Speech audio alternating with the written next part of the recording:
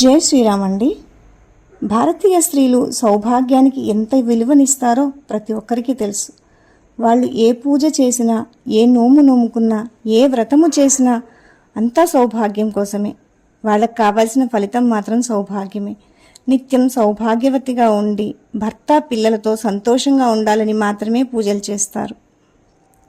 ఇలా సౌభాగ్యవతిగా ఉండాలి అంటే ఏమి చేయాలి అని ఒకానొక సందర్భంలో పార్వతీదేవి సాక్షాత్తుగా పరమేశ్వరుని ప్రశ్నించింది. అప్పుడు పరమేశ్వరుడు మనందరి కోసం ఒక సులభమైన మార్గాన్ని సూచించాడు.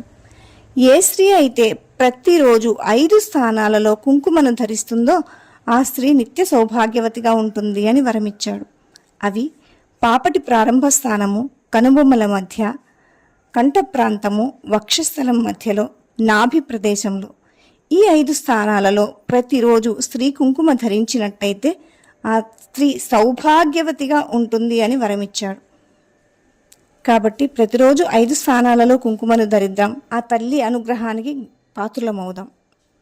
ఈ 5 స్థానాలలో ప్రతిరోజు కుంకుమను ధరించి అమ్మవారి అనుగ్రహానికి పాత్రులమవుదాం.